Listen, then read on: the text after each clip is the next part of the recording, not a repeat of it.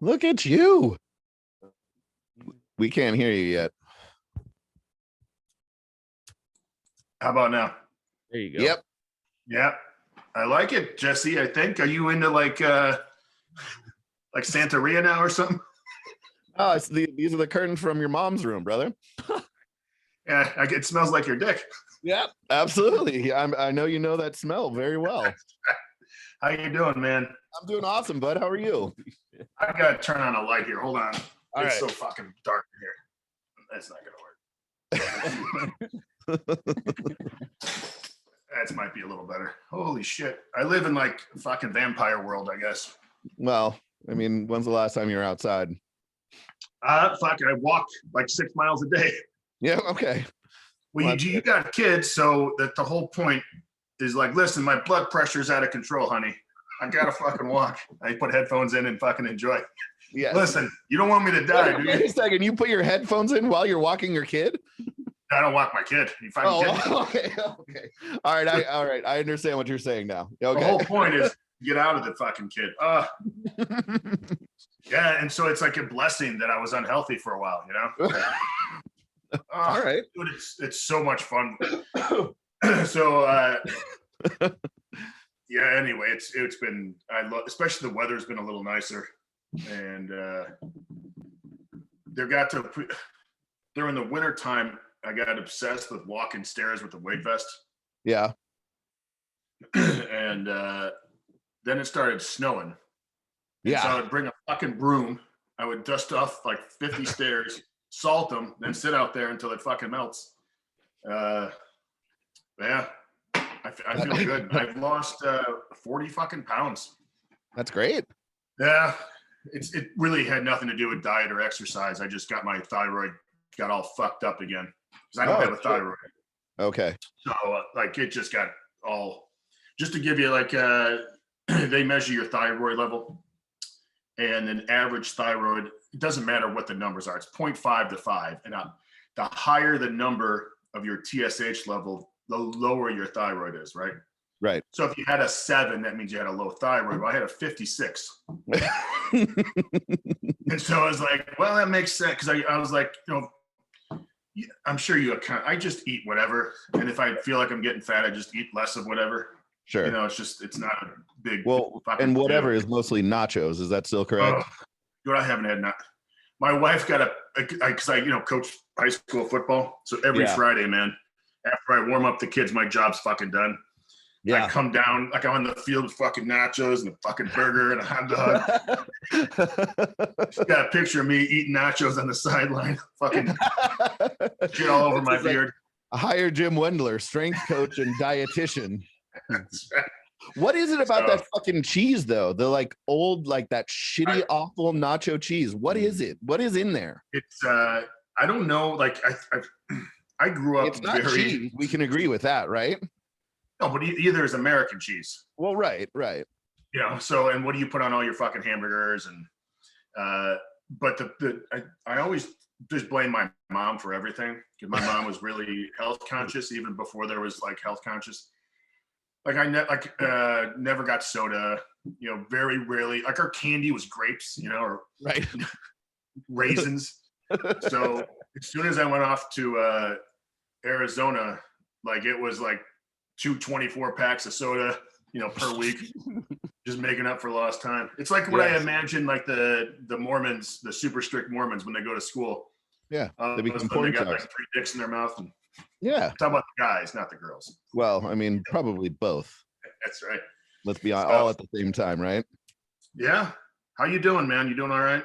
Yeah, dude, everything's good. This got a 7-month-old right now, so trying to relive all of that stuff. Reliving all of that. How old are you, Jesse? I am 41. Okay. I think geez, that's tough. Yeah, you know what? I have Katie's a couple years younger than me, and when we were going through the whole process, I was like, I don't know, I'll do everything I can, but I don't know, you're gonna have to. This is your kid, this is. I fucking retired 10 years ago. Yeah, dude. Exactly. But you know what? I'll be honest. Be honest with you, Jim, dude. having done it with two and mostly by myself, having one with like her mom and dad are never not at the house, which is a good and bad thing. The girls are like built-in babysitters. Katie's all over it. So I'm like, dude, this is so fucking easy. Comparatively, this is a cakewalk. Yeah. It's when the sleep thing still always sucks. Yeah, but that's, I always tell when I get new dads or soon to be dads, I'm like, dude, make sure you breastfeed. Just always talk about the great things about breastfeeding, because it is technically healthier, but it gets you out, man. You know? It's true, because our nipples are fucking worthless. That's right. Well, maybe yours. Well, super sensitive nips. I'm not saying they can feed a family, but they do something. No. But I remember when James was born, like since I technically don't have like a real job, it was awesome because she would wake up to feed and I'm like, well, it looks like we got to watch a movie. Right. I was so excited. Finally, someone's up with me. But yeah, how old is your girls? Got it. Hold on, I'm going to do a math here. They got to be 14, maybe 15. I'm going to do a math. That's the most Ohioan thing you've ever said in your whole life. How old are they? They're 13. Yeah, they're 13. They'll be 14 in August, because Mace is like 1 year ahead. Yeah, he's 16. He's 16. He's 2 years. Okay. So 16. Is he driving? Is Mason driving? Yeah, he's got a new car. He's 6'2". He's 222. What? He still have long hair? He's got he never cuts his hair, so it's like fucking all the way out to here. That's awesome. He's like, it's now become like just a point of like just to piss people off. Good. I'm like, that's all right, brother. Good. I like it. Hell yeah. He's playing football. The best thing about like the pandemic was his mom had access to, it doesn't matter, but we had a really nice weight room that he was able to train it. So during the pandemic, he finally asked me like, Dad, can you help me out with lifting? Because I never that's so cool. Be his coach. There we go. Okay. There's a glitch there. So I always wanted to just be his dad. I don't want to be a coach because I think that starts blurring the line a little bit. And so I think for about 8 or 9 months, he would just set up his camera and, I'd take him probably 3 days a week. And it was just basically me bullshitting with him, telling him what to do. Right. Stuff like that. And holy shit, it's amazing. Mason's not like, he liked to lift because his old man does. And like, we could talk the whole time, but he's not like me and you where it's like, I dreamt about lifting. I did like 14,000 push-ups today, getting ready for bench day. Got to warm up. But he was so consistent, and we never maxed out. We never had any set that was balls. Yeah. It's like when you do your final rep, and it's like, and you're like, I had 2 more, dude. Come on. You're like, that wasn't even one. That was RPT 6.7. Yeah. But his progress was so fucking crazy. And it's like I said, to put this in perspective, the heaviest weight he lifted in the bench press while we trained together was like 165. And he did it for 5 reps as part of the program. He benched 235. Wow. 40%. Really? Damn. I don't understand. Awesome. Yeah, it was just right. And it's like, it's funny is, I've been working with the kids now for 6 years, and there's always like, at high school. And so when I first came in there, everyone was complaining, these weights are too light. I'm like, just fucking trust me. And there's always some yahoo who's like, dude, I want to try this. I'm like, go ahead, give it a rip, brother. And then the next day, like, I should have never done that. Oh, I feel horrible. Like, that's why. So now we have enough clout over there where like a young guy will come up and the seniors will gather around. Like, I just can't wait for this fucking question. Yeah. And it's always the same thing. He's like, just fucking do what he tells you to do. I'm not saying I have all the answers, but it's amazing what just consistent good work does. You don't need to, it's nice. It's always like 2 worlds of lifting or 3 worlds. There's the people that don't want to do it, and I totally get it. And then there's guys like Mason and like most of the kids who play football, they enjoy it, but they're not thinking too much about it. And then there's like us who regularly masturbate to it, Yes. Oh yeah, that's my PR. Remember that PR in 2004? Oh, and And Oh, but that's so even for the true. It's kids really that sad. like that just participate, you don't have to be gung-ho. Just like you don't have to be gung-ho to get in great shape, or I would say really good shape. You just have to walk and, do some calisthenics or whatever. Just devote some time. Like I do 10 minutes of yoga every day. I fucking hate every minute. I hate 11 minutes of it because I fucking hate the first minute where I'm thinking about doing it. And so 10 minutes of yoga is not very much, right? No, I don't think so. It's fucking nothing. Like there's classes that last 14 hours, Right. I think you're supposed to hold like a pose for 10 minutes, Jim. Yeah, that's not happening. Is it like are you on the one pose a day program? Maybe that's the thing. 5-3-1 for yoga. Like, one day I think about doing 5 poses, but I really try 3, but only do 1. Exactly. This is perfect. We just wrote your next fucking book. Yeah, there we go. You're welcome. And, dude, I feel obviously I've done this before and I kind of slacked off, but it's efficient. As long as I'm do it every day in the morning, I'm fine, and I feel great. My recovery's great. And anyway, the power of consistency, my friend. Yes. So just to let you know, we've already started to let people in, and kind of the idea is basically to get everybody in here and like have them kind of walk into a conversation that, maybe they shouldn't actually be listening to. That's the idea, the whole idea of Super Friends. So before we really kind of get into your intro and everything, got like 2 things. Well, there's kind of 2 questions, but we're trying to do a thing with everybody. Ask our guests if you could give us 1 to 3 of the biggest mistakes you made when you first started lifting. You actually made mistakes? Did you? Yeah, a lot of them. I'm just fucking with you. I know. Jeez. Okay, so like the mistakes I made. Okay, I mean, I can really remember this. It was probably the second year I was lifting. It probably give you a little idea about my mentality then. I was fucking paranoid of being horrible.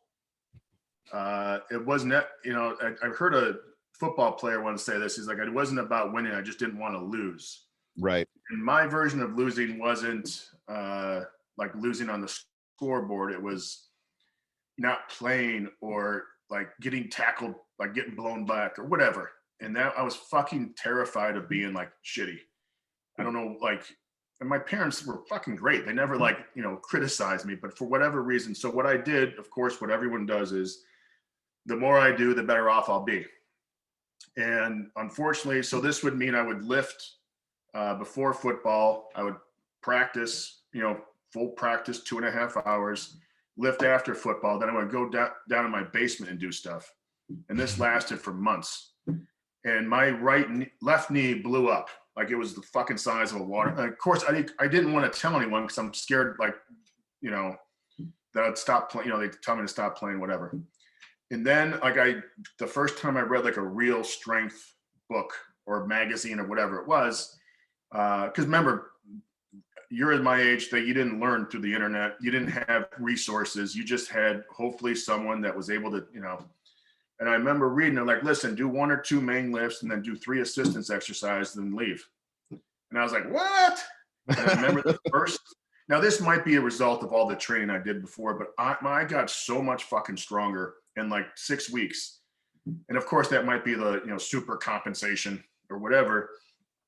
So it was a combination of what everyone does. They do way, way too much. And Stan Efferding wrote a great article years ago about this. He talked about, he trained every day and all this stuff. And now that doesn't mean you can't do something every day, but you can't do something balls out all the time. And even when I love it, when I'm going to go off on tangent here, people talk about the Bulgarians and stuff, right? Mm-hmm. The problem is, I don't know if you ever read the new, Naim Suleimanoglu, the little short dude, Pocket Hercules. Pocket Hercules. So I have his the book that they. It's awesome. It's like, yeah, it's out of print, isn't it? Yeah, I when I worked at EFS, I mean, I fucking took all those Russian manuals. They're fucking awesome. No, I still have them too. Yeah, in the book, they detailed his training prior to that. So when he was a kid, he did like they timed his. They had, I don't know, 10 or 15 battery tests, like, long jump, monkey bars, stuff like this. And I'm like, So when they see the finished product, they're like, they think that's what he's been doing since 12. Right. And so there is a place for consistently, just average, easy training. But once you get up to the fucking big leagues and start pushing, you got to give yourself some breaks. I know there's exceptions, but they always like to say the road in Bulgaria for the gold medal is littered with bodies. Yeah. And it was never about like, if you and I were great lifters and you couldn't handle it, you're just fucking gone. They wouldn't change any of their training. They're like, fuck you, go lift with the Russian pussies, the sub-max. So that was, it was a huge eye opener. I remember the first day I lifted, like normal, I was like, wow, that's it. And then, I just trusted the process, and all of a sudden, by my sophomore year, so this was about a year of training fairly smart, I was probably just like leg, like squat and clean, I was the strongest person on the team.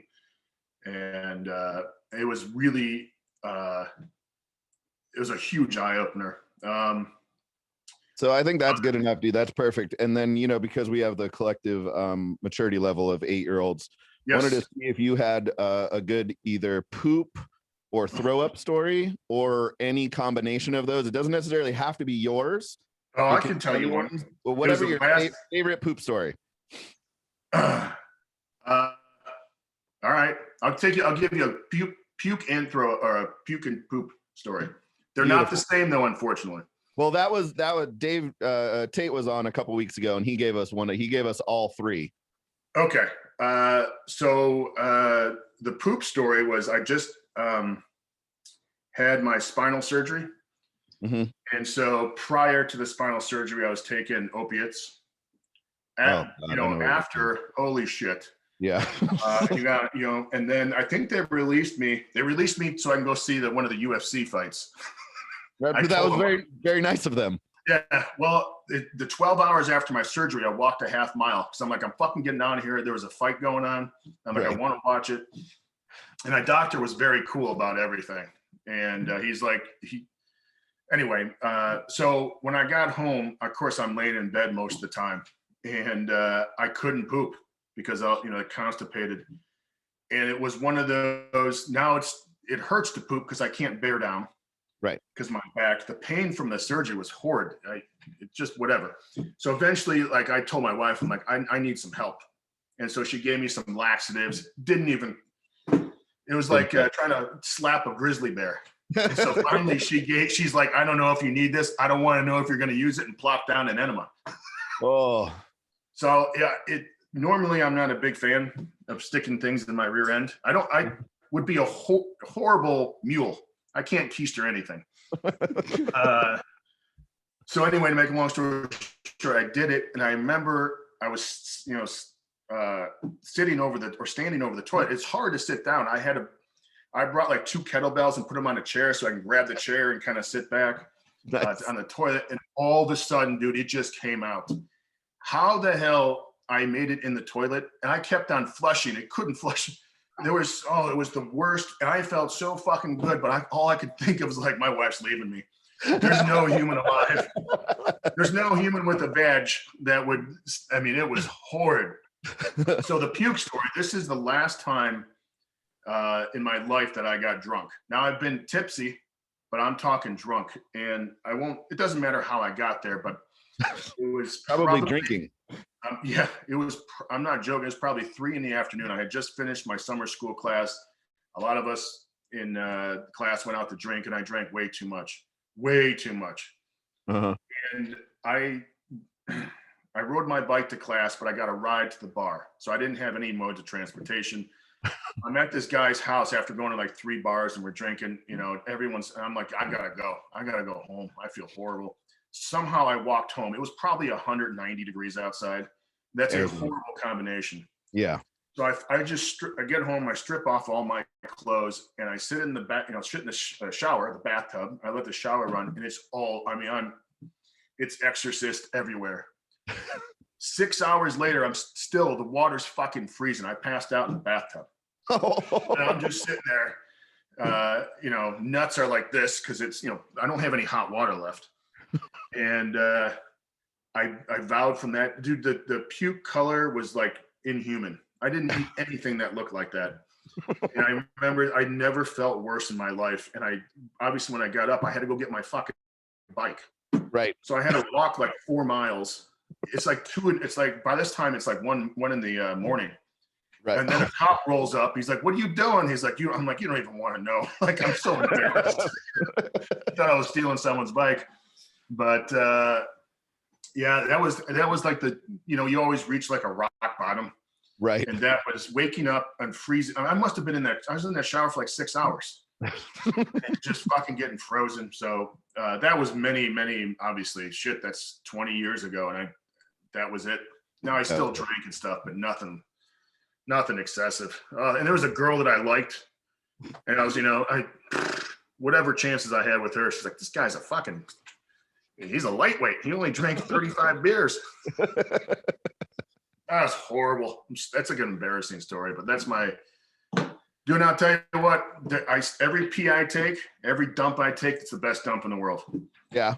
I feel great, especially if you're on a car ride. You have to run into like. Oh, we're talking emergencies? Yeah, you're like, because you're sitting down, everything's fine. You're like, I feel like I have to go. You stand up. It's like, dude, and your body knows the time it takes. Right. If there's a line, you're like, dude, you gave me 60 seconds, asshole. It's coming out.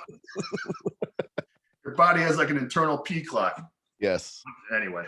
Well, thank you, Jim. That was great. Hopefully everyone is logged in and everyone's kind of walked in. Speaking of logs. Yeah, speaking. So we're gonna do a quick intro. Oh, look at that, the spotlight on you. Yeah, I can't hold that light though the whole time. We're gonna do an intro from Mark, and then we're gonna really get. I don't know. I mean, we'll just keep the talking. Mark's intro sucks. He said I went to Arizona State. Did it really? Yeah. Oh man. Well, whoops. I don't care. We'll check it out right now. I don't care. Yeah, I know. But we're gonna check that out anyways. Here we go. All right.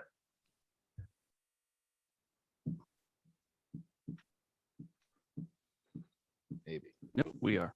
And let's go.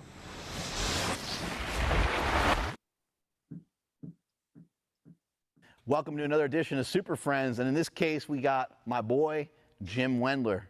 Jim Wendler has extraordinary information. A lot of you guys are going to know him from EliteFTS.com, where he worked for many, many years. He eventually created the program 531, which is, in my opinion, the single greatest thing that's ever been written on strength because of how simple Jim presented the information that sometimes gets to be really complicated. If you ever read 531, if you never read it before, you need to get it. But if you have ever read it and you ever understand it, you would know that in 531, Jim Wendler is a huge fan of you kicking ass in the gym and having lots of fun. But he wants you to have room for improvement. He wants you to be able to get better. And in his belief, the way that you get better is to be able to execute the lift properly every single time that you do it.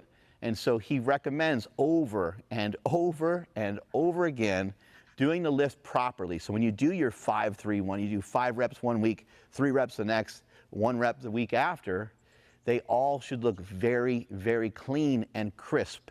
You should look like you know how to lift, and you should look like you lift. So Jim has been a big proponent of that for many years, probably because of his football background. He was a tremendous football player at Arizona State University, where he played fullback. So he's a tremendous athlete. He's really well conditioned. He squatted over 1,000 pounds. And you guys are going to love what he has to say. Here is how simple some of the information is from Jim Wendler. I recall Jim being at a seminar, and we talked about max effort work in the conjugate system, and we talked about dynamic effort work in the conjugate system. And people were struggling to understand, when you put this there and how you do this way or whatever. And Jim basically said, okay, there's a day where we lift heavy and there's a day where we lift fast. He's like, if you don't understand that, if you're bench pressing, the day that you lift heavy would look like this.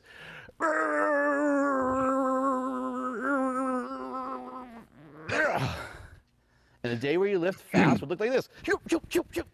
So he's like, we have got 1 day a week where we do that. We got 1 day a week where we go like that. So there you go. That's how simple it can be. Jim's going to explain to you how you can get stronger in a simple way here exclusively at markbell.com. Strength is never a weakness. Weakness never a strength. Catch you guys later. There we go.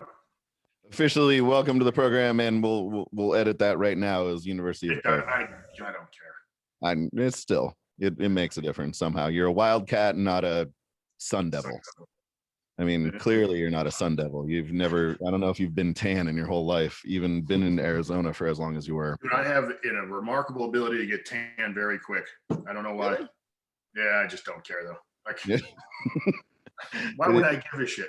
It ruins your tattoos, right? No, I don't. That just like I remember someone asked me about that one time. I'm like, I didn't get my tattoos to like live in fear of the sun. I just don't care. Just like when people say something like, well, how are you going to look when you're 70? Like the same as you, like a piece of shit. Right. Wrinkly and fucking old. Who cares? Yeah, just like you. So yeah, I don't know. I'm not going to go out of my way. Like we go on, like obviously not this past year, but we've been going with went to the Bahamas, went to like we went to the Keys in Florida, and it's been awesome just to get out and see the ocean. But as landlocked as we are here, I still love being in Ohio. I love the city I live in is so fucking nice, and I know it's not the most beautiful place in the world at all, but the people are really good, and I couldn't ask for anything more. And it's funny because as soon as the COVID shit hit, and maybe a year, it's been 10 years since the 14 days to flatten the curve. Yeah, well, 2 weeks to flatten it. Yeah. And but our home costs have skyrocketed here because everyone's trying to get out of the city. Everyone's trying to get out of Columbus, and so it's good and bad. We see, unfortunately, California plates here all the time now. Oh, those damn Californians. Dude, it's fucking crazy. It's like, dude, you know where you are, right? It's not London. They may have gotten lost on their way to New York, and they're just like, fuck it. Yeah. We're going to stay here. They're going across the 80, and we're like, you know what? This is far enough. They're going to New York, and they ran out of gas, apparently. And said, well, this is where we're settling. Let it be.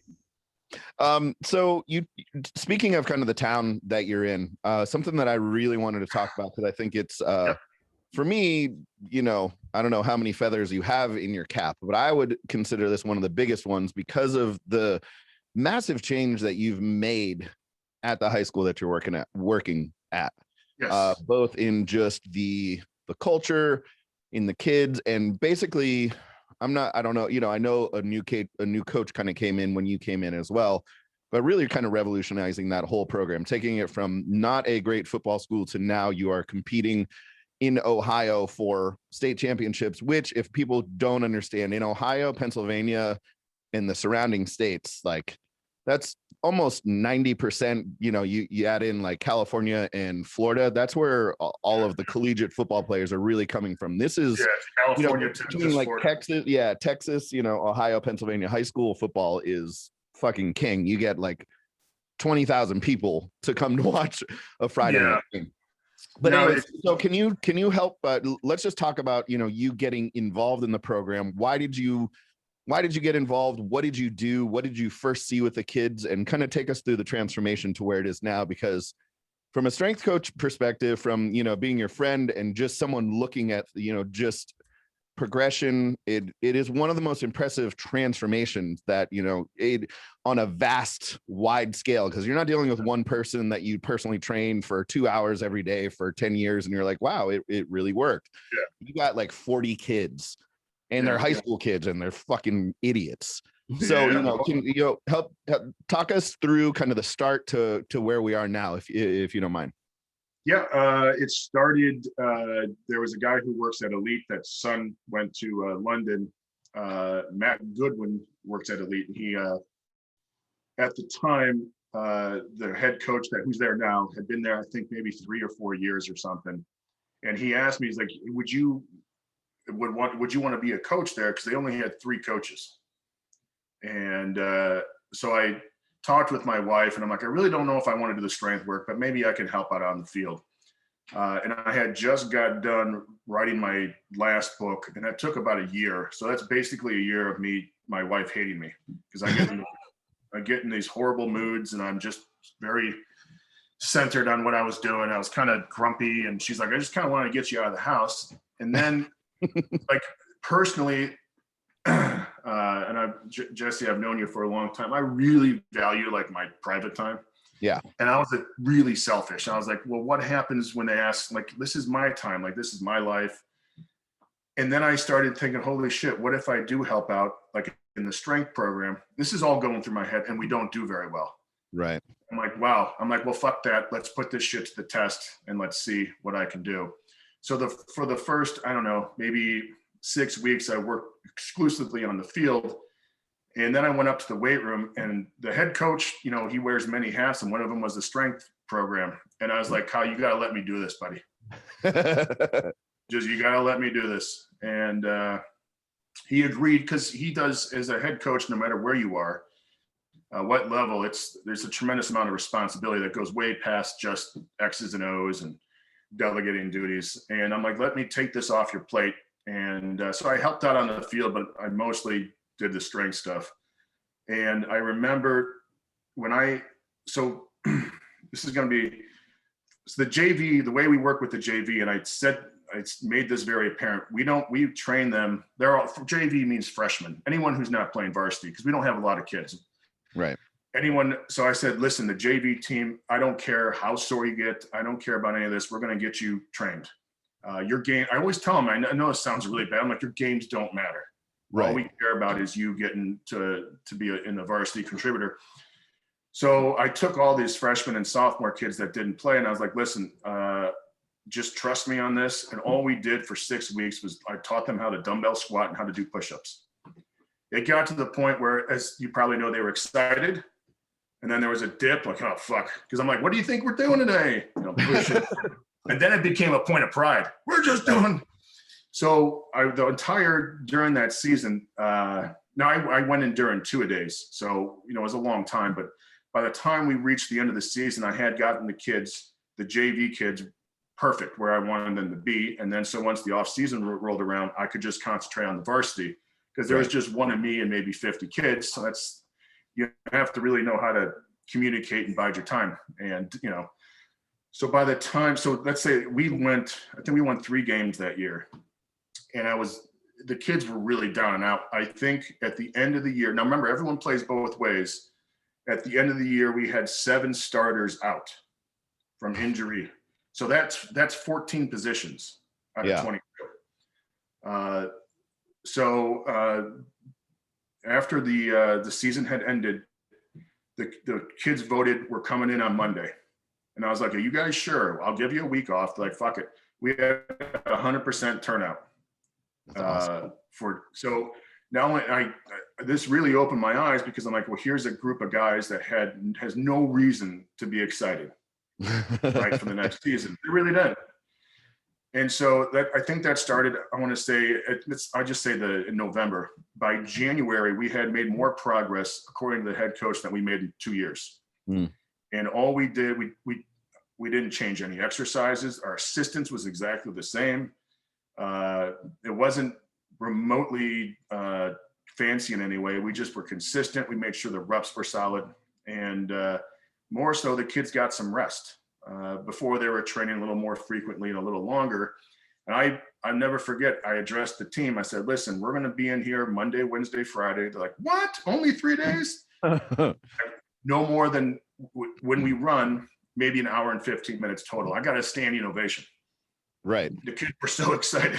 And you know, it's a very small town, and all these, not all, most of the kids have to work. So this gave, you know, I had, I think the first year I had 4 or 5 parents come up to me and said, thank you. My kids needed, you know, they need to work, or they work on the farms and stuff. And I was like, well, I told them, like, well, it's not for them, it's for me. I don't really want to be here. Like, you guys are fucking up. But I told them I'd much rather hang out with my wife than any of you fat asses here. Right. So the next season, now we did a full off season, obviously. Now the good thing about high school is it doesn't have the limitations of the NCAA or in the NFL, which is horrid. Yes. limitations. So we generally, we maybe give the kids, and the kids vote, we allow the kids to have some wiggle room.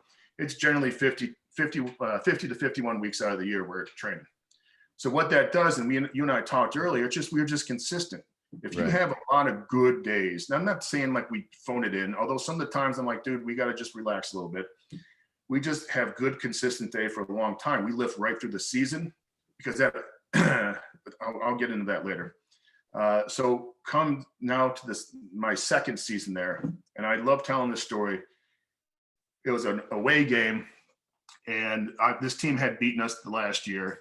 And I remember when I was, warming up the team, I have to yell to get over the AC/DC or whatever's playing over the intercom, right? PA system. And so I got to use my death metal hardcore growl.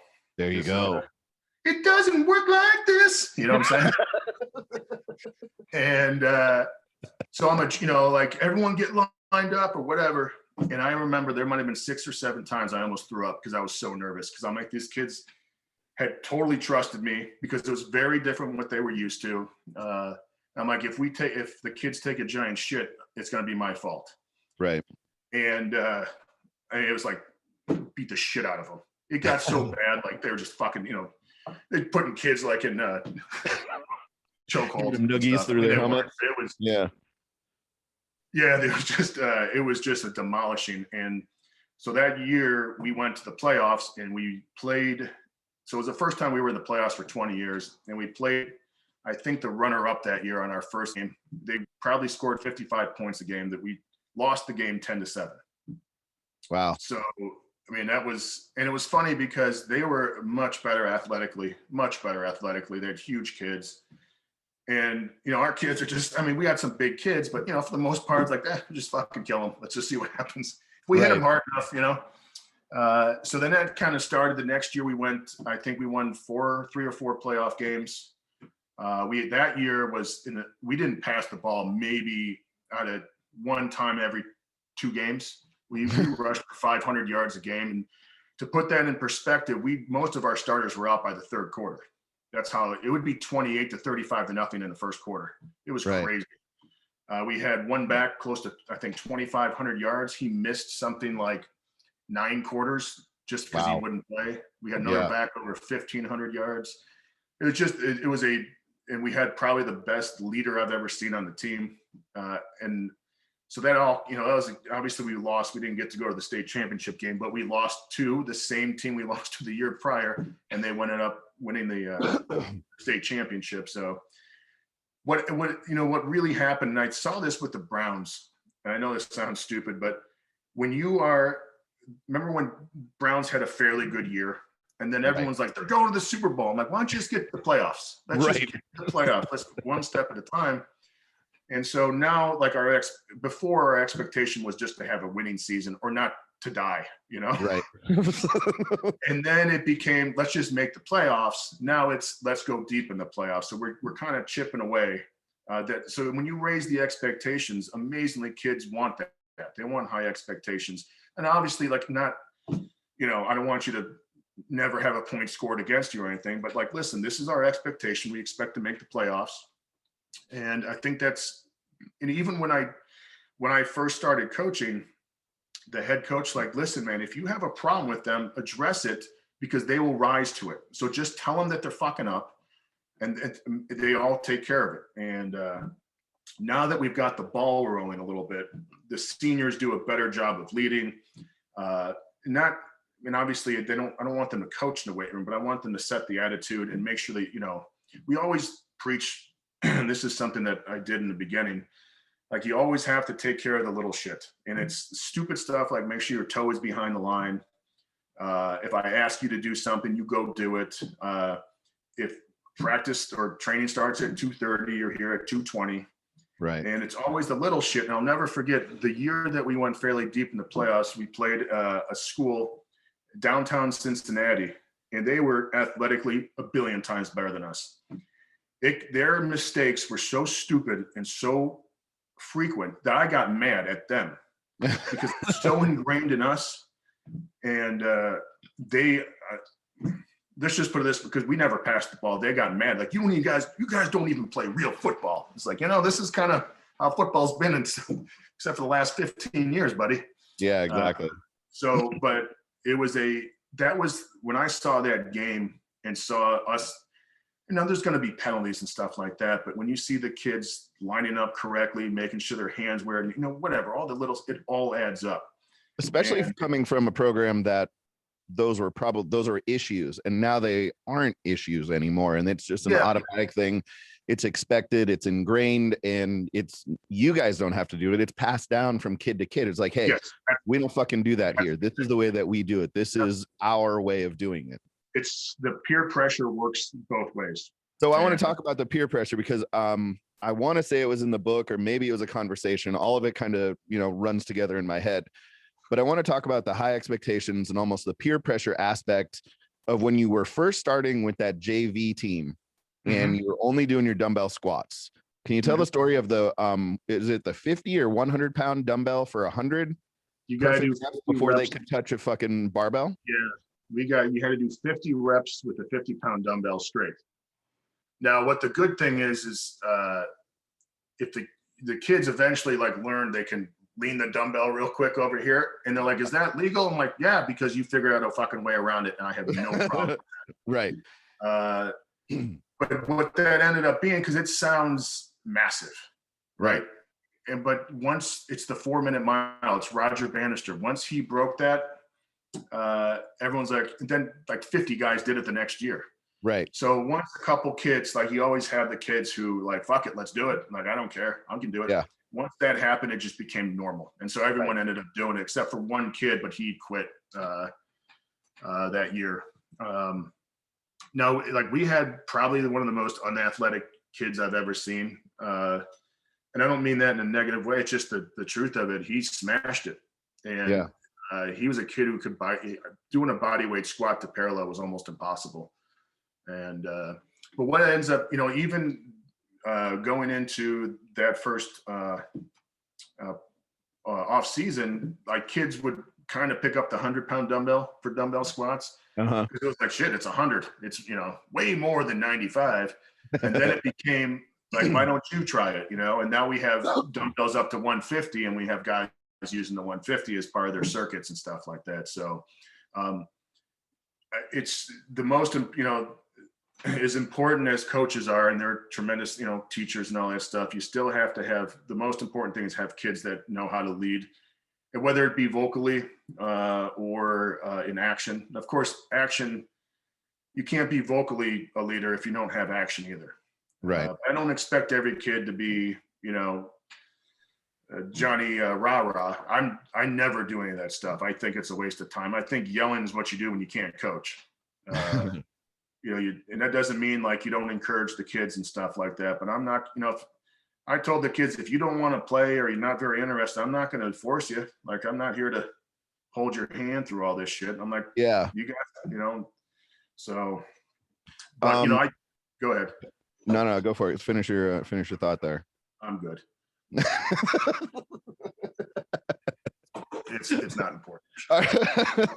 So you're taking a really casual approach to this, oh yeah, kids be leaders, but they have to be taught to be leaders. How? And we always get this question. I'm sure just being who you are, always get this question, but how do you get these kids to start? How do you get buy-in? Because with kids who are unathletic, not winning, etc., I mean, it's almost next to impossible looking at it from afar. This is, how are we going to get these kids to even give a shit, let alone give a lot of shit here, right? And then do it right, et cetera. So what are the ways that you're able to get these kids to start, get these kids to buy in? You say you talk to the kids and you just say hey, just trust me, whatever, and they're kind of going. I don't believe you that it's that simple, first of all. And then second of all, I mean, that's you think I lied to you, Jesse? Last time you lied, I got pregnant. But do you know what I mean? I think it's much more difficult, because maybe if you're talking to a group of, of people who have millions of dollars on the line, they're like, look, trust me, I got you. This is what I do. I'm an expert in the field, etc. But you got 13-year-old kids who, they may not even understand what buy-in means, or, you know what I mean? So how are you capable of doing that at, such a great level, and then it's continued year to year to year? What would you attribute that success to? Okay, there's a couple things. One, you have to have the head coach has to be all in and believe in you. Right. I think that is as much success as we've had here, it is having a head coach that believes in you and expects he expects a lot from these kids. And he kind of laid down the law even before I was there about what it means to be committed and stuff like that. So the kids were already pretty good with that. But what happened was after the first 2 months, everyone got significantly stronger.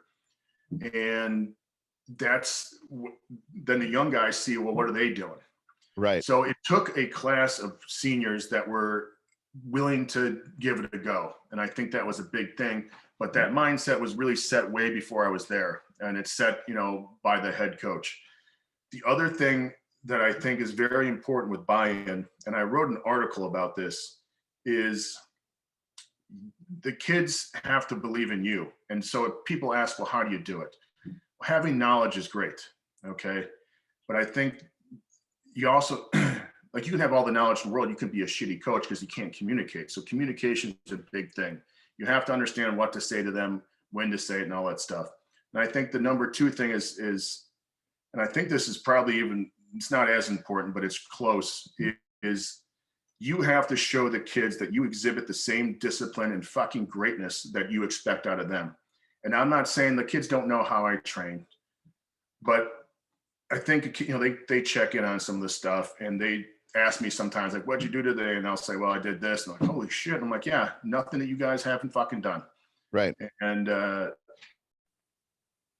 think at another level, when I attack goals and I train, I do what I need to do, I think it reflects subconsciously, the way I address the team. I stand a little taller.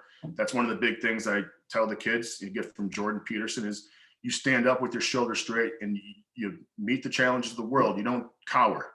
You'll be aggressive. And the kids understand whether or not they're being fucking snowballed or not. And I'm not saying that there's,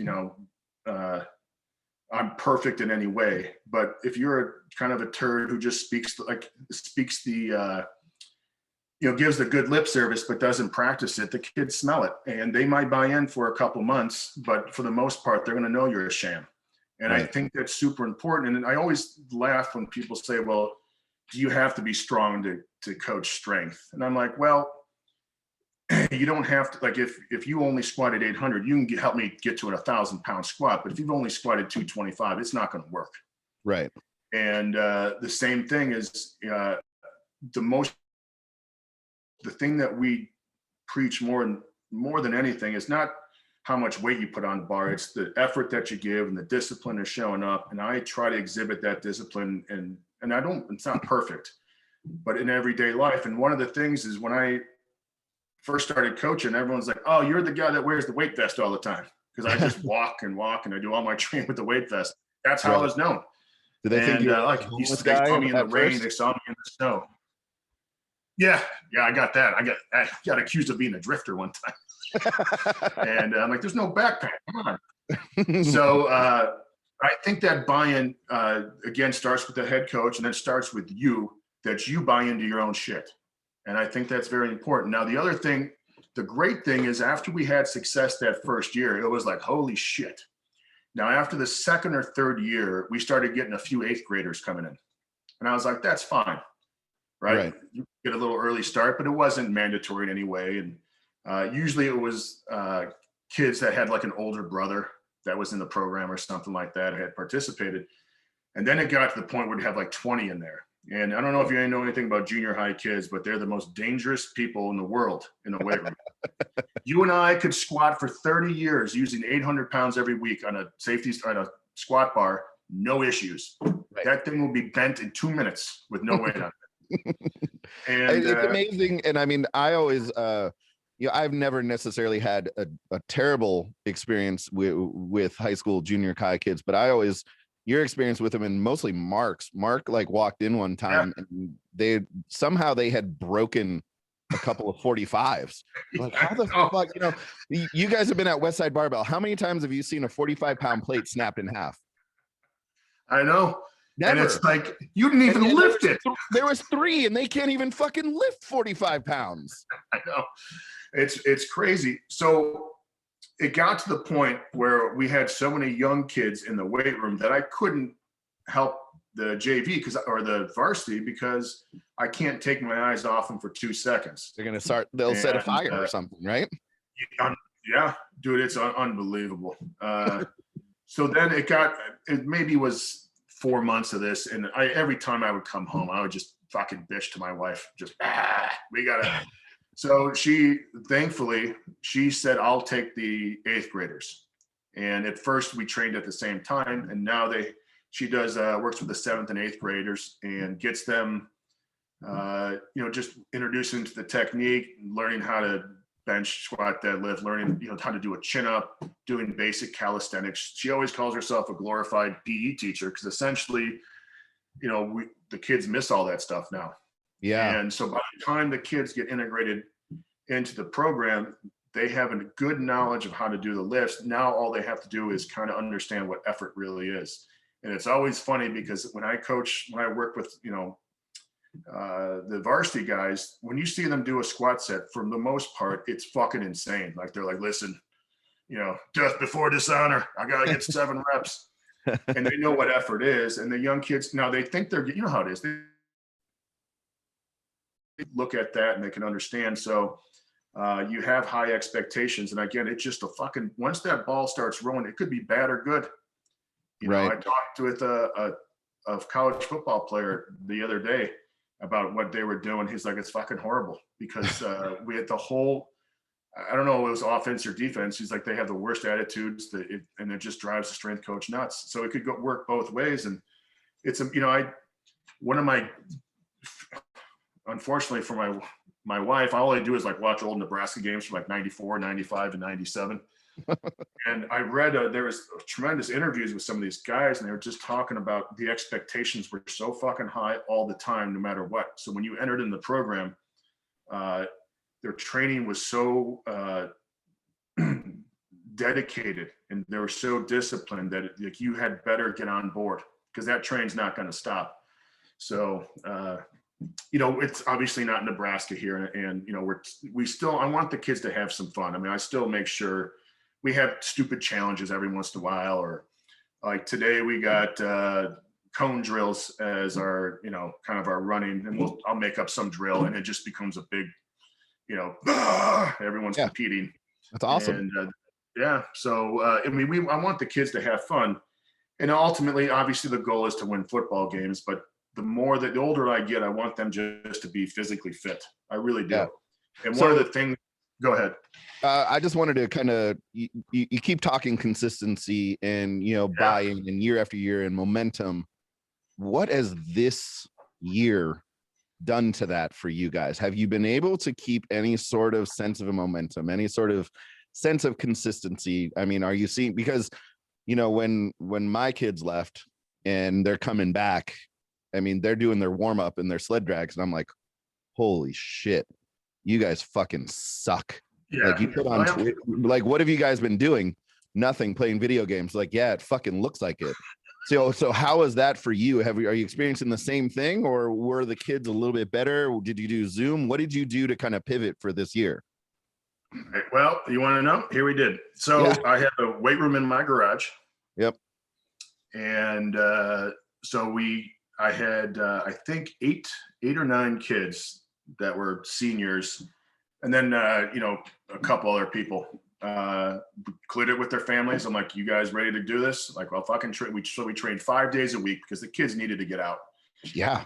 So Monday, Wednesday, Friday, we did a lot of assistance and conditioning, just, circuits and, just basic stuff. And then Tuesday and Thursday were our strength days. So whatever. It was not the best program, but I needed the kids to get outside. Right. We live in a town where, for the most part, people we got some, messages and stuff like that, but we have enough clout now. We know people that were like, that's, they have to have a warrant to come on your property. If anyone says anything, we're not signing off, stuff like that. So we're very lucky that we have a very supportive community. The only issue we had was like parking on the street, and that was kind of a pain in the butt. Right. And so after we probably did that for 2 months, and the kids, even after the season that we played, the kids were almost all of them said that was the greatest time of my life, because everything was shut down. The kids, everyone was uncertain. And then on, I think 3 days a week, my wife took us, I think 9 or 10 eighth graders that were going to be coming in, the freshmen. She worked with them too. Yeah. Now we had a bunch of other kids that were fairly good leaders. They had their parents took everything out of their barn and put 3 power racks in there. Nice. So another group of kids went over there, and they had a revolving door. And then it got to the point where, things were a little more lax. This was probably about, I don't know, maybe 6 weeks before 2-a-days would have started, or whatever you want to call it. And I did 4 or 5 groups at the barn, and we just worked there. Now it's not, I think I talked to a friend of mine who lives in Poland. In fact, that's his CD. See? Nice. Yeah, Hellborn. If you know the band Behemoth, Behemoth? Yeah. He played drums in Behemoth. Oh, anyway, nice. I was talking, this was a couple years ago, and I was like, listen, he was asking stuff. He's like, is things crazy in the United States? And this is before the pandemic and the riots and stuff like that. I'm like, listen, you have to understand, the media comes out of New York, and the film and TV comes out of the California, and then everything else is fucking normal. They screaming bloody murder over here, and everything else, like, they're like, whatever. And he's like, really? I'm like, dude, no one cares about half this shit. And when the pandemic hit, we were actually in Florida when everything got shut down. It was awesome. No one's on the beach, woo! No one's on the airplane on the ride home. Oh, it's awesome. Anyway, so things weren't as crazy as it was in like a bigger city and stuff like that. And we had a good leg up because our kids really only missed maybe 3 weeks of training. That's amazing. So yeah, and I give a lot of credit. The kids didn't, weren't, terrified.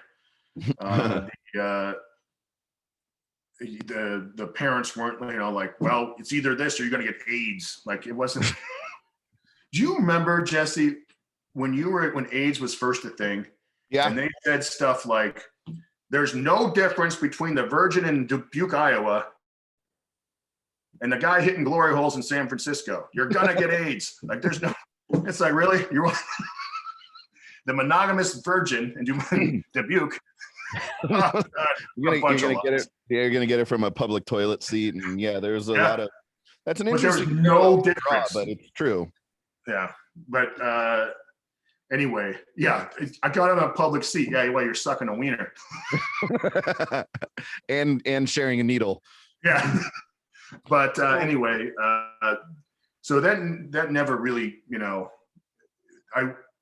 it affected us, but everyone found a way around it. And that's what I was the most proud of my community than I've ever been.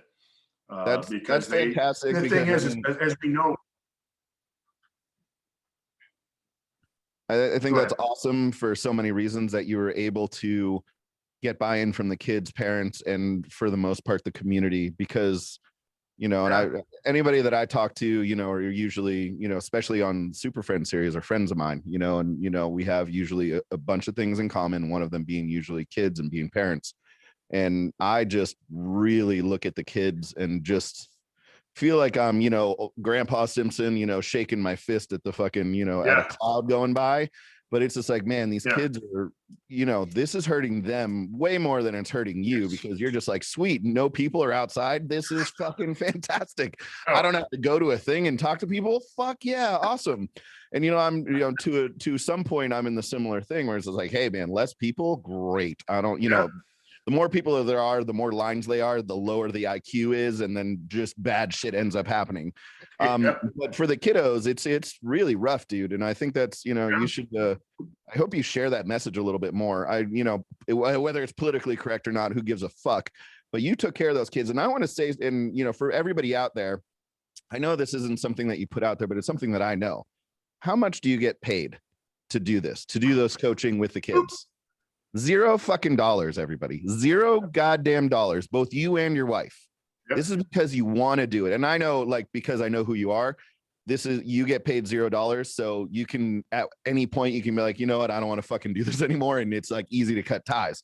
Yeah. But I also think it's unbelievably impressive where you're spending at one point, I'm going to go ahead and guess 20 plus hours with these kids. Yeah, we spend a lot of time. Yeah. And you're doing this out of, I don't know if there's some sort of guilt but that's a different podcast. You're gonna have to talk to, Jordan Peterson. But you want to know why? Why? Yes, I do. Okay. So my wife and we hate the federal government with all our fucking, I think it's an atrocious abomination against everything. I really do. And I'm not saying there's not good people in there, but for the most part, it is a diseased and deflated teat that people suckle on. Right. And I am a big believer in making sure you take care of your friends and family like your small bubble, and take whatever you need to do.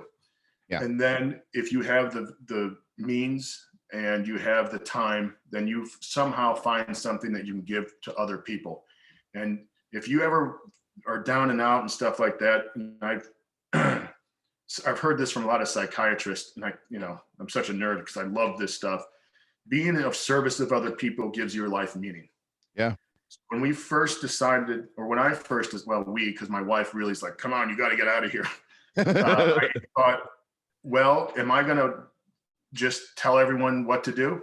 Like, hey, you should, do what you can, or am I going to be an example? And it was like, holy shit. I'm not saying like I'm going off to Iraq and, fighting, militia or anything, but I'm like, let's put our money where our mouth is. Now I never really put this together, but my mom, I don't know, for 10 years used to feed the homeless at a church. And she loved cooking. She loved doing that. That's what she was good at. And I would never want to do that. I don't know how to cook. I don't care about cooking. Like, fucking microwave and the grill is all I can do. And, but I'm like, well, I can do this. I can't do that, but I can do this. This is what I can help out. Now, not everyone has that ability. Financially, we can do it. Time-wise, we can do it. My wife is, we're working together. So I remember thinking, well, am I going to put up or shut up? And it was like a real, I'm like, I got to fucking do this. Like, I don't care, let's just see what happens. And I never knew it was going to turn into this, obviously. You just do what you can. And, I've had a lot of jobs and stuff, and this is by far the most rewarding thing I've ever done. And I go for my walks every day, and I got stopped by 3 people. Oh, thank you so much. I don't even know, like, they don't even have kids. Like, man, you really helped, and it's like, I don't do it for that, but man, to know that you're doing something positive for someone, and not just for the kids, it's, the parents love it. And, obviously football's big here, and the people love it. And so it's not really a political statement. Obviously, my wife and I are trying, like, I'll give you an example. Mason, my oldest son, lives in Texas, and there's about 60 billion people where he lives. It's right. He doesn't live in like the big city, but you have those, it's just sprawling. Yeah, he's outside of Dallas still. Is that right? Yeah, it's just Dallas, Fort Worth, DFW area. Yeah. And people, like, we have a town of 10,000 people, and the amount of people that volunteer in our community is unbelievable. So you're telling me in a town or city area of 5, 6, 7, 8 million people, you can't find 1 or 2 people to go help out? Right. I think that's you can't convince me that's true. So at the very, I guess at the very most, I should say, I hope other people, and I'm not telling that weight rooms do stuff, but dude, see what you can help out. You might be surprised. Dude, if there's a kid in your community that, has shitty parents and fucking take them in. Like, right. It might be a strain on you a little bit here and there, but they need good people to help out the kids, man. And, you ever see, there was a movie, and it's called The Other F Word. I don't think you'll like the movie, because the other F word is fatherhood, or being a father. Okay. And what it is a movie, a documentary about all the old hardcore and punk bands. What happens when you grow up and all of a sudden you're the authority figure, right? And like, how, because they all have kids, and they're like, what what changed? Now you're the man, Right. Yeah. And there was the singer, and I think it was for Pennywise, but Okay. I don't even know any Pennywise stuff except they got a big dude in their band. Yes. He said, for years and years, I thought I was changing the world, going up there, rallying against the man and whatever. And then I realized if you want to change the world, you got to just raise good kids. Yeah. And that changed everything. I was like, holy shit. So, it's very much kind of what Jordan Peterson says, like, get your own shit in order. So get your family in order, get your life in order, take on what you can take on. But man, if you got extra energy or time or whatever you got, help other kids, because listen, you just got to do what you can, because I hate to see these, like, the kids. And I was really surprised about this, Jesse. Now, hold on, I'm going off on a tangent. No, go. When I was like in high school, if someone told me I had to wear a mask and all this stuff, none of my friends would wear a mask. We'd be out fucking taking dumps on everyone's lawn without a mask. Right. And it's like, it's really weird to see a young generation just love authority and conformity. I think I have a huge problem with as well. Yeah.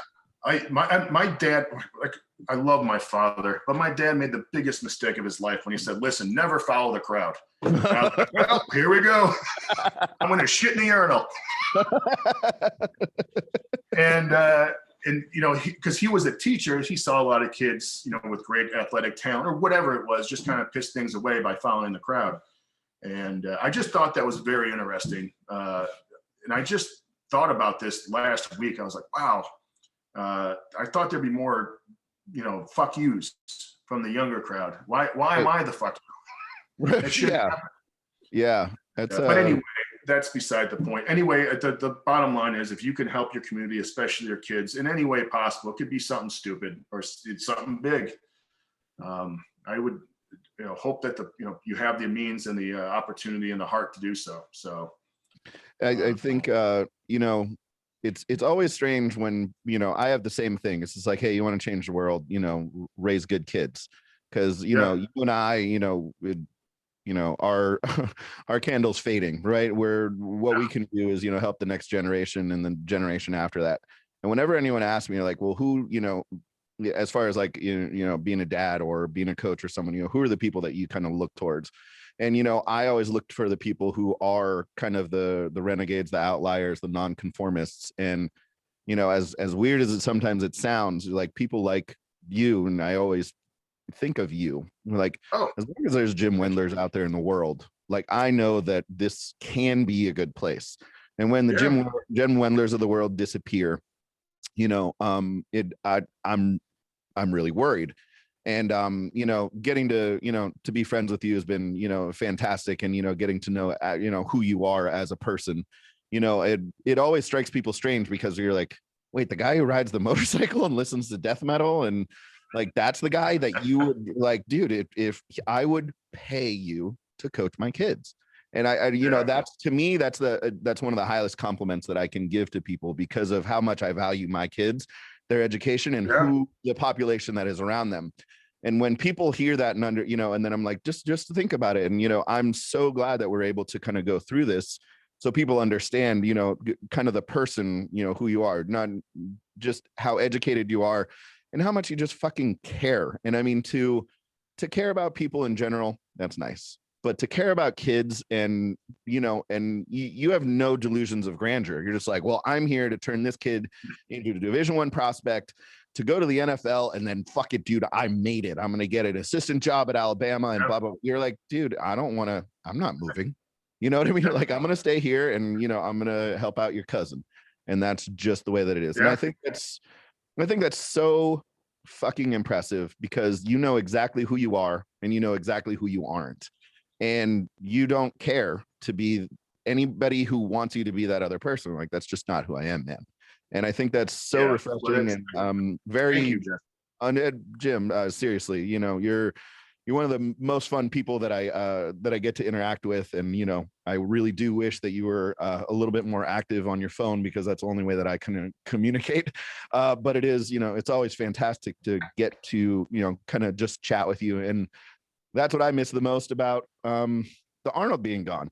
Like I'd get to fucking hang out with Jim for a couple days. That's like one of the, the few things that I really, really love. Where was it? The Arnold? You and I met up for, I don't know if it was the Arnold. We went out to eat. It was just me and you. Yeah.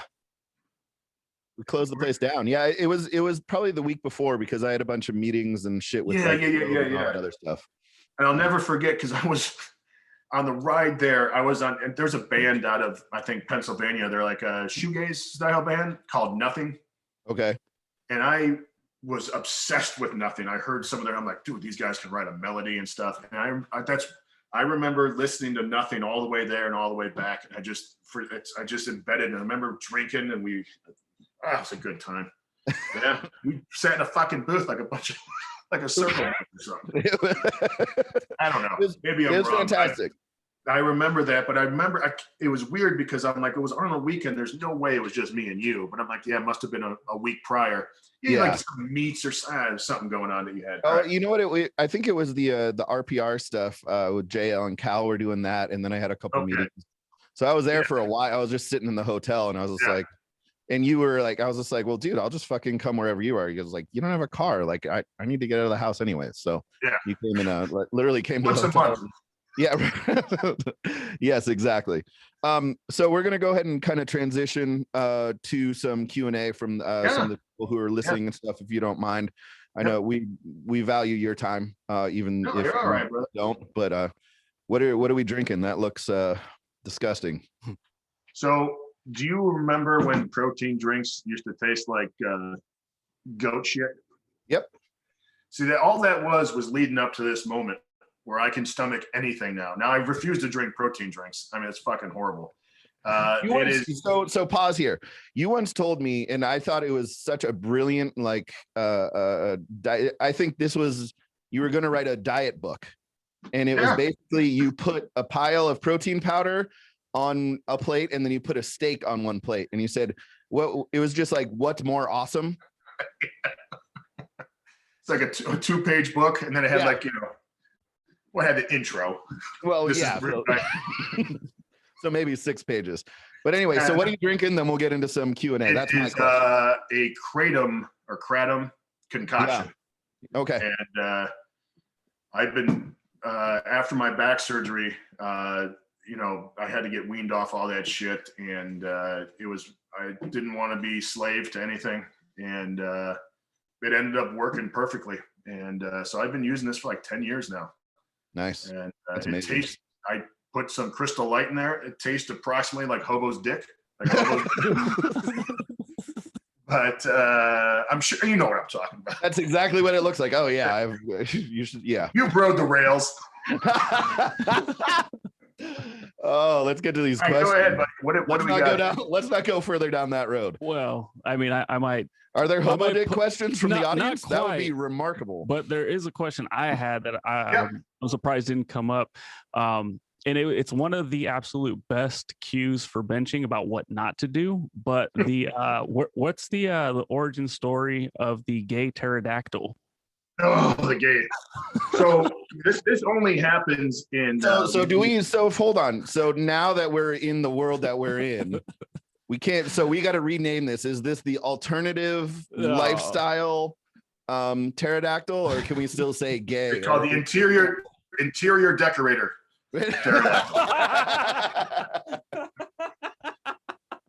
So this only happens when you lift at West Side and a bunch of stuff, it never happens. But when you like lift with the general public and you teach them how to tuck their elbows, right? It is, you and I do this. I don't know if you can see. And then, of course, if you teach it, they do this, and it always lands on their chest like this. And then they turn their head, right? And it's,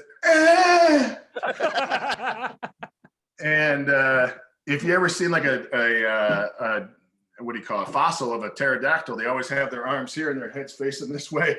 And I'm like, and then when you add in the noise, because they can't even give a manly grunt. I remember, spotting someone. I was like, holy shit, dude, that's look like a gay pterodactyl. And So gay's not a bad word. It's people describe it all the time as the LGBTQ thing. It's, you know, and who says pterodactyls can't be gay?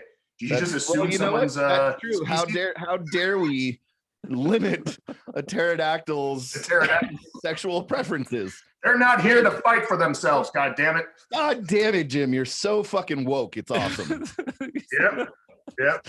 Stop virtue signaling, guys. You know, when I first heard the term woke, when I first heard the term woke, I don't really, and I'm not being like Grandpa Wendler or anything. I just didn't know anything.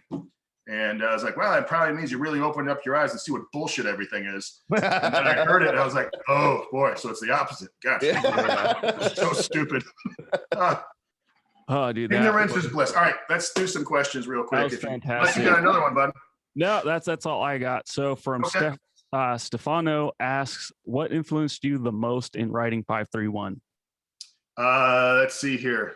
I don't think there was one thing. It was a accumulation. I think by that time it was 2010 and I wrote it, and I started training in 87.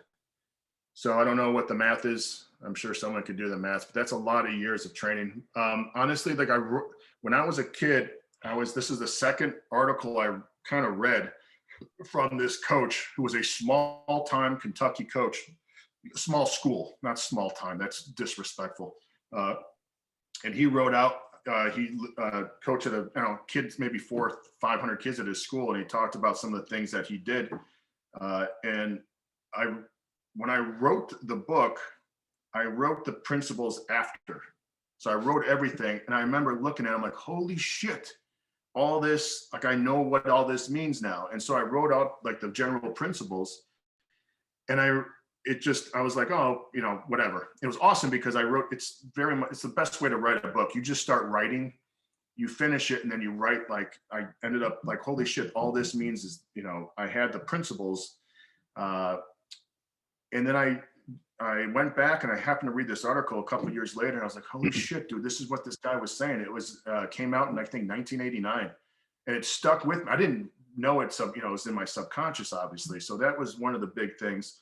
And then you have to understand, like, it's hard for people to understand. I think, like, really we're the last generation, like if you're in the 40s, you know, the last generation to train by yourself, kind of like I had great people help me on, but there wasn't like the Ripito wasn't around, or I wasn't around. There was, you had to learn with what, you know, and there's a lot of experimenting. I'll give you a great example is people always ask me how to progress on assistance work. I'm like, didn't you learn that like the first 5 years? Because you didn't know either. You're just like, well, I'm just gonna, if I do the 50s for 12, maybe a couple of weeks from now, I'm gonna give 60s a rip, or the 55s for 13 or whatever. Yeah. And you just try different stuff, and sometimes it works, and some days you don't want to do it, and some days you do, and you just kind of fly by the seat of your pants. And so I don't know if there was really one thing, but you have to understand, like, I kind of coached myself for a few years, and I had a great mentor in high school who never really told me how to train. He just gave me ideas, and it was because you can't tell me what to do. If he would have written a program, I would have never done it, and he knew it. I love him for that. So he'd always ask me questions, like, open. He's like, "Are you sure? Like, do you think front squats are the best thing here?" And they would just walk away like, "Ah, shit, it's probably not," you know. But he got me started really on the best path possible. And the only thing I always want to beat the shit out of him for was he was never did any upper body work. I saw him clean 290 for 10 reps one day, but God forbid he bench press anything. Right. And so by the time, like, I was then in my high school career, I was like fucking legs. I could power clean a house. I could squat forever, but I had, like, you know, do like probably 12 chin-ups. That's it, you know, which not bad now, but not at that point in my life. I should have been knocking out sets of 30. Right. So I was, but anyway, the point being is it's a lot of, you know, Louis was massive. I mean, what Louis writes and what happens, and then how you interpret it all kind of changes. And I started watching some podcasts with Lou, and I love listening to Lou because I feel like it's like when you watch MST3K and you get a joke. So like you're like, no one else gets it, because Louis, to me, it makes sense, but it's like he throws all this stuff out and then you have to kind of decipher it yourself. Yeah. And Dave has been awesome. Dave was another guy who very much like Darren, just never would tell me exactly what. We'd just bounce ideas off each other. And I'll never forget, we were driving home. I don't know, we were probably at a meet. I think it was a meet from Pennsylvania. We're fucking exhausted. You know, we drove there, handled everyone, came back, and we had just dropped off Lou. And Dave was, you know, we're barely hanging on. And he's like, hey, Jim. I'm like, what? He's like, lifting is just GPP for football. It was like epiphany. Right. Like, holy shit, you're right. He's like, yeah, we need to start telling people this. It's fuck it. And it was like, so you have all these different things in that was a great time. Cause I mean, Dave's barely driving, you know, and Dave's a horrible driver. Holy shit. I don't care. I tell him all the time. Dude, if you need to throw up, go drive with Dave. He'll relieve you of your food. But, you know, but I know that's probably not the greatest answer you wanted to hear, but you know, I still, like, even to this day, how we train the kids when I first got there to now is not completely changed. It's just we rearranged the pieces. We all have this, it's the same furniture and ideas. We just put it in a different way. And so it's always, you know, part of it too is it keeps me from getting bored too. Right. So anyway. Cool. Well, that can lead right into this next question from Gregory in regards to the kids that you're coaching. How do you get them to buy in and stay committed to the program? Well, we kind of covered this, but there's a couple things. One, there is a tremendous, I don't want to say pressure, but there's a expectation that has been going on for the last 6 or 7 years and people need to understand too, football is probably really the only team sport where it's expected that you lift. Like baseball, basketball, it's really not that. So there is an expectation. And I think that's built in the culture despite where you are. And the buy-in really happens from, initially it happened like me getting all the seniors on board and them accepting it in my initial year. And I think part of it was now everyone sees, holy shit, we're getting good. Like we have a chance to be better than, you know, previous years and stuff like that. And I think the kids want to get better and the kids trust me. And I covered this before. I think one of the reasons why the kids trust me is obviously not just because of the success, but because I have high expectations. I always say this, you have to, as a coach, have to have higher expectations than what you expect of the kids. And whatever that may be, that's your personal life, that's your whatever, especially your training and stuff like that. So there you go. It's not, the problem with coaching is I think a lot of people expect like whatever I say you're going to do, and that's just not the case. And then they blame the kids. And it might be because we have some kids you want to smack in the face, but a lot of times you got to, you know, look at you. It's always, you know, stop pointing the finger and jab the thumb. You know, what am I doing that, you know, and it's, you know, I did a consultation for someone and I said, would you really want to do your workout? I mean, honestly, would you want to do what you're expecting people to do? And he's like, no. I'm like, then don't fucking do it. Like, do something, you know? And it's hard because a lot of us get so wrapped up in what this guy's doing or what this study says, when it's like, well, can I get pretty good results, but I need to have something that kids want to do. Like the kids don't want to just do, you know, 3 sets of 10 and call it a day. They want to be challenged. They want to have some fun. I mean, it's not always going to be the most exciting thing, but you have to kind of, I could go on and on about this, but I won't, but you have to cater to the psychological needs of your sport and your kids. Generally, football players are aggressive. So you got to fucking put in stuff that allows them to show the aggression and to build the aggression. Extremely well said. For some of the kids. Yeah. So let's see. Art and Mark have similar questions. So they're saying or asking, they want some strategies for longevity and tips for using 5-3-1 as an older lifter. 5-5-3-1 forever. Yeah. I still think that's one of the biggest mistakes you've ever made. You had a fucking softball thrown at you to throw another number into things. 5-3-1 forever, and you missed that. Why do you fucking hate even numbers, Jim Wendler? Let's get down to brass fucking tacks. Why do you hate even numbers? He's on the hot seat now. I have 3 balls. What do you want me to? All right. So that's what I really wanted to hear. Okay, so in longevity, there's a couple things here. we'll address the obvious things first. Is one, I think the older you are, the more attention you have to pay to your diet. Now, I'm not saying you have to be 100 billion% and be all this. Make smarter choices. One of the things that I did was, and I know this is going to sound horrible, I cut out anything that had fiber. It just made me feel like shit. Sorry, look at that. I increased my animal fats a little bit.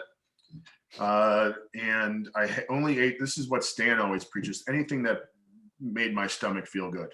Right. And so that was a big thing. Number two, I really think I think the older you are, the more mobility and stuff like that you need to do. Jesse and I talked earlier, I do yoga for 10 minutes a day. I'm consistent with it. I do not like to do it, but it makes a massive difference, especially with the older you get, especially if you're an older lifter who's been lifting for a long time. Number three, I really believe in the power of submaximal training for older and for younger kids. It works on different levels. It helps save your joints, especially if you got something that's really kind of screwed up. And the older you get, the more efficient you are. So technically you can get more with less. And our young kids can do PR sets and all this crazy shit almost 2 or 3 times a week. An older guy can't get away with that. So you just have to kind of punch the clock a little bit. And that doesn't mean the workouts are easy. That means they have to be smart. And one of the things I always do is I leave the workout feeling okay. I never push myself past the brink. And number 4, so basically, a bunch of my friends who use 531 who are older guys, their training max, we've figured out that you can hit a massive number using about 68%, which is retarded. Yeah. And I have, most of our kids training max, they can probably hit their training max for 10 reps. I mean, they're using a 70 to 75%. And that goes farther than just what we're talking about. That's a whole nother issue. And then this is something that Louis does a great job of, using this work to build your volume and not the main lifts. They're too taxing. So as an example, you can use a leg extension, leg curl, or, curls, or any kind of machine does a great job. So you can get some volume, because you need to increase your muscle mass. It's essentially, when you get older, you're going to maintain your strength by keeping or attaining muscle mass, make sure your mobility is good. And then the final one is make sure you're doing some kind of conditioning. It doesn't have to be 900 beats a minute heart rate, but simple walking, or, you can push the prowler and do this stuff, but it doesn't have to be that much. So those things I think are the most important parts for an older lifter. So there you go. The other thing that's really amazing is our kids, because they play football, they have to do a lot of other shit. Most of our volume comes from our assistance work. And that's something Louis has been preaching. And then I saw something about it the other day, and I was like, holy shit, he's right. He is. So most of our leg and upper body volume is done with dumbbells and body weight stuff like that. So there you go. Awesome. So we're gonna kind of wrap this up here. Yeah. But a talk with you is completely incomplete if we don't talk a little music. We've talked about your body and about nothing. For everybody out there, can you give us like a couple of playlists, maybe for a playlist at home, a playlist for the gym? Who are you listening to now? Who are must-haves? Just throw some shit at us. Oh boy, you should have fucking texted me that shit, dude. The shit that first of all, you don't answer fucking text messages, Jim. I know. And then second of all, I told everyone here, I was like, look, you can go ahead and throw those questions down, but me and Jim are going to get on here. We're going to talk for an hour and a half, and we're probably not going to talk about his book or some other stuff. All right. So here, everybody, hold on. So everyone needs to, go and buy 531, both, the regular for football and for FOUR ever. But yeah, okay, go music. All right, so I have a bunch of shit laying around. Here is the new Beltez. I got it on LP because I'm a nerd. I got everything on LP and CD. Have you noticed this? Are you buying tapes now? No, because I don't have a tape. I didn't like tapes. tapes are horrible. How are they making a comeback? It's because anytime the pendulum swings over here, Yes, it's got to come back to the other side. Yeah, it's weird because like a lot of the, especially in the music I listen to, like they always offer everything like in tape, 9,000 colors of vinyl, right. and CD. So okay, so Beltez, it's let me make sure Beltez, a great chill and a whisper. The new Panzerfaust, and I don't mean the Dark Throne album Panzerfaust. New Panzerfaust is awesome. There's another band, and I think they're from Ireland, called Malthusian. Their demo, I think it came out 4 or 5 years ago, was unfucking believable. Hellborn, again, this is my buddy's band. They're awesome. It's like a thrash black metal. Negro or Nurgle, whatever his name is, makes an appearance on here. And this is, man, I don't know if you'll remember this, Jesse, I just stocked up on all the Will Haven CDs. Oh, they're so good. Oh, yeah, 100%. Their guitar tone is unfucking believable. And I love Will Haven. It's like kind of Deftones-y with screaming, I guess the best way to say it, because they came from the same area as the Deftones. The other couple things that I know you agree on because you sent me stuff. Neurosis.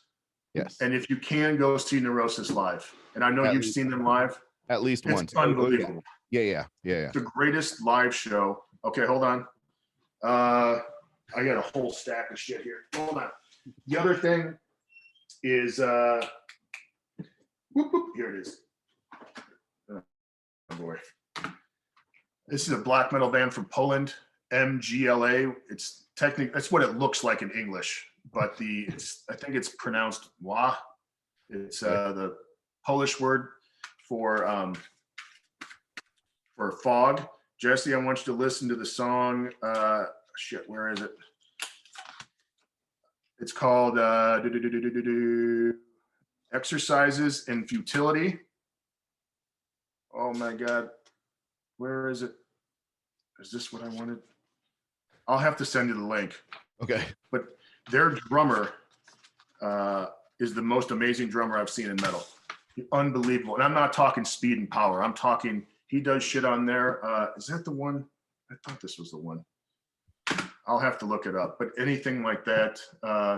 And God, have you ever seen, you probably haven't seen Portal live, the death metal band. No. Are you familiar with Portal? I am, but I've never seen them. Fucking weird. It's like whatever you think. And the thing is, it sounds fucking random. But then you go hear them play live, like that's the same random shit I heard them play on there. So live, it is, and they're from Australia. But the greatest thing is Phil Anselmo is a massive Portal fan. Okay. And if you ever seen Portal play, it is the sonic equivalent, even on the audio, of being dragged in a black hole and just by like Cthulhu. And so Phil's is like, listen, I was going to go over to Australia and I really wanted to meet some of the guys from Portal. So I went out a couple days early. They picked me up at the airport. They fucking love karaoke. Oh. All right. I was like, the Portal guys love karaoke? How is that possible? It's very funny to think of them as like, hold on. Oh boy. There's nothing here. I mean, nothing that people don't already know. But yeah, I really got into Drudka. They're a Ukrainian black metal band. We redid our kitchen, and they're all the people that the company, everything was all immigrants from the Ukraine. Great people. Nice. And I was into Drudka before, but then I was like, here we go. And of course, they never heard of it. God damn it. There's another band I just heard, Clandestine Blaze. You ever hear the band? I don't know. Death Spell Omega, the guy who sings in that, sings in there and plays guitar, I think. Unbelievable. Oh, so good. So as you can see, I'm kind of neat. And you know what I've been listening to almost exclusively for the past 2 weeks is the Misfits. I grew up on the Misfits. Yeah. And I will say this, if you listen to Earth AD, and that was their final studio album that came out, it was in 1983, and if you listen to it, it is nastier and heavier than any speed metal was until like Rain and Blood. And it's hardcore. I wouldn't consider it metal, but holy shit, does it fucking slay. Yeah. So it was like nails before nails in a way. Short there's songs. one of my lifter's daughters is lifting at the gym, and she has a pair of Misfit, like the skeleton, the Misfit socks and a shirt. And I always, and it for like 2 weeks, for 2 weeks, I was like, you're 13. It's like, there's no way. So I was like, you know what? I'm just going to go ahead. I was like, what's your favorite Misfit song?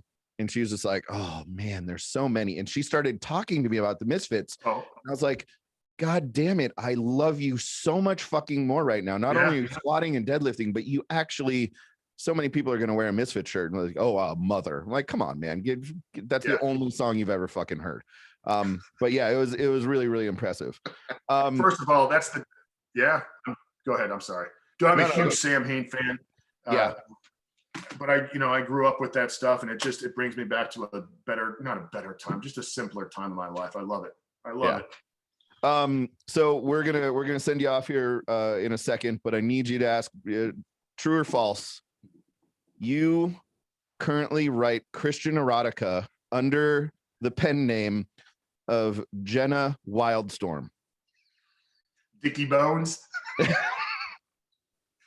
God, I had there's a period in my life where I was like, dude, I can write erotica. I know I can. Dude, I was telling everybody here, that's when we were going to start Fupa Industries. Yeah. And we were going to, start writing Christian erotica. Yeah. And then the good thing about Christian erotica, it doesn't have to be steamy. Right. It's like, I saw her ankle. I felt Satan's hand tugging on my wiener. I knew it was wrong. Oh. And on that, let's let everybody know where we can find more, but besides texting you because you're so good at it. Where can we find Jim Wendler? My wife calls it gym time, not island time. Yes.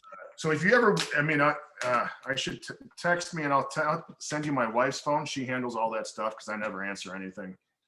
And it's not that I just don't. Like my mom calls me 30 times a day, and then she calls her. That's how I. Fair enough. Jim, even the fucking head coach, he texts my wife. When's Jim coming? JimWendler.com.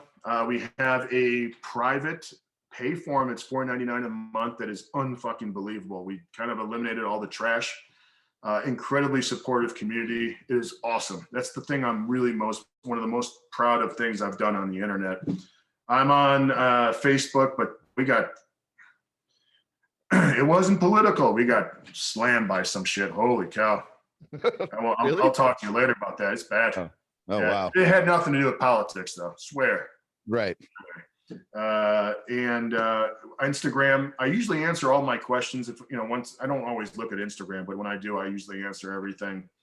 And if you're a high school coach and have questions, I do this for free. If I don't look at my emails.